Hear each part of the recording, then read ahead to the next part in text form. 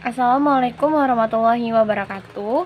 Sebelumnya izin memperkenalkan diri, nama saya Fitri Kadaniti Putri dengan NPM 23130240027. Di sini saya akan menjelaskan resum saya tentang materi keanekaragaman gen dan spesies untuk mata kuliah biodiversitas. Langsung saja ke penjelasan resumnya. Baik, penjelasan yang pertama yaitu tentang keanekaragaman spesies. Nah, keanekaragaman spesies itu adalah perbedaan antara berbagai jenis makhluk hidup atau spesies dalam famili yang sama. Nah, perbedaan ini itu terjadi karena setiap jenis itu memiliki susunan genetik dan karakteristik fisik yang berbeda. Nah, contoh dari keanekaragaman spesies itu ada hewan dan juga ada tumbuhan. Nah, kalau untuk hewan itu ada keanekaragaman spesies dalam famili Felidae. Jadi ada contohnya itu ada harimau, kucing, dan juga singa.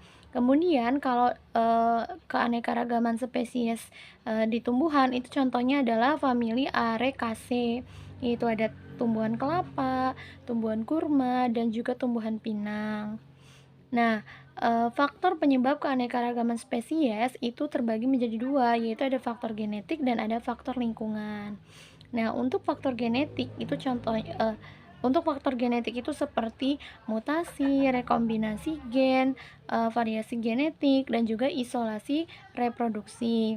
Sedangkan untuk faktor lingkungan itu seperti perbedaan iklim, perbedaan habitat, ketersediaan makanan, dan isolasi geografis. Nah,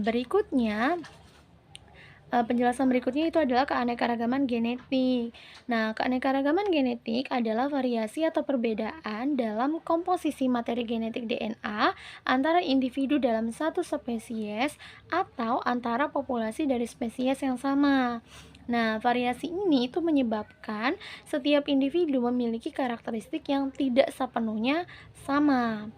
Nah, berikutnya ada ciri-ciri keanekaragaman genetik. Nah, ciri-ciri keanekaragaman genetik itu yang pertama itu terjadi dalam spesies yang sama. Kemudian yang kedua disebabkan oleh perbedaan komposisi gen atau alel. Yang ketiga menghasilkan variasi pada sifat yang dapat diamati atau fenotip. Yang keempat, dapat diwariskan kepada keturunan. Yang kelima, menjadi dasar adaptasi dan evolusi. Dan yang keenam, dipengaruhi oleh proses biologis. Nah, contoh keanekaragaman tingkat gen itu ada pada manusia, ada pada hewan, dan juga ada pada tumbuhan. Yang pertama, keanekaragaman genetik pada manusia. Nah, kalau pada manusia itu seperti perbedaan warna kulit, perbedaan golongan darah, dan juga perbedaan tinggi badan. Kalau pada hewan itu seperti perbedaan warna bulu pada kucing, dan juga perbedaan bentuk jengger pada ayam. Kemudian kalau pada tumbuhan itu keanekaragaman genetiknya seperti berbagai varietas mangga, berbagai warna bunga mawar, dan berbagai varietas tanaman padi. Nah, berikutnya terdapat 3 soal tentang materi ini. Nah, soal yang pertama yaitu di suatu ekosistem sawah itu terdapat padi, rumput liar, belalang, katak, ular, burung, cacing tanah, dan berbagai jenis serangga. Namun, karena penggunaan pestisida yang berlebihan, jumlah serangga dan hewan kecil itu mulai berkurang. Nah, analisislah bagaimana kondisi tersebut dapat memengaruhi keanekaragaman spesies dan keseimbangan ekosistem sawah.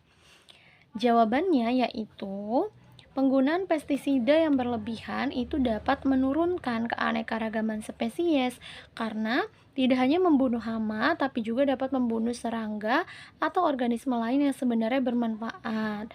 Nah, jika jumlah serangga dan hewan kecil itu berkurang, maka rantai makanan dalam ekosistem sawah itu akan terganggu.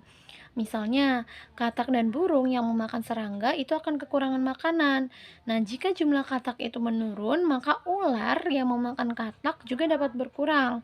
Nah, selain itu, berkurangnya organisme seperti cacing tanah juga dapat memengaruhi kesuburan tanah. Akibatnya, keseimbangan ekosistem sawah itu menjadi terganggu.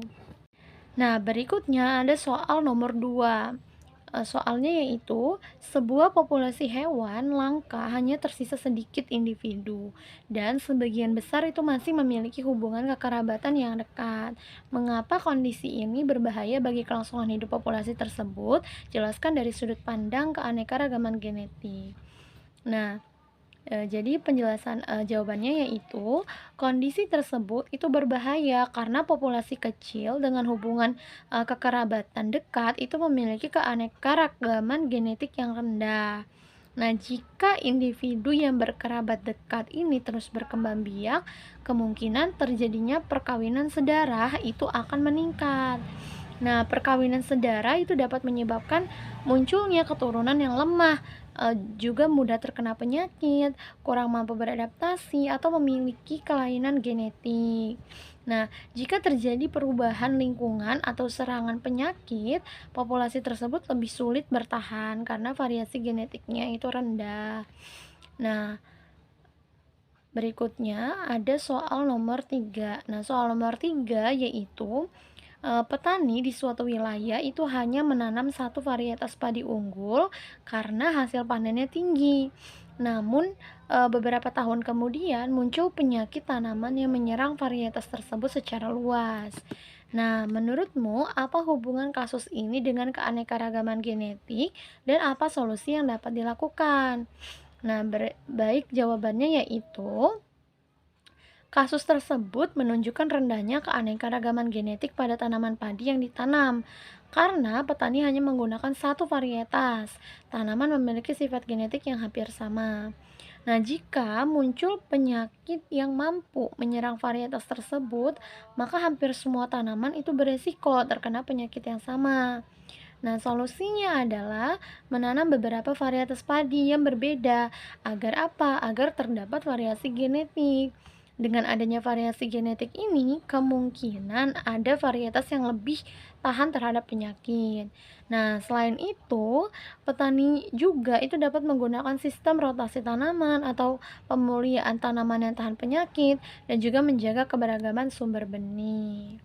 Baik, sekian penjelasan dari saya. Jika terdapat kesalahan, saya mohon maaf. Terima kasih. Wassalamualaikum warahmatullahi wabarakatuh.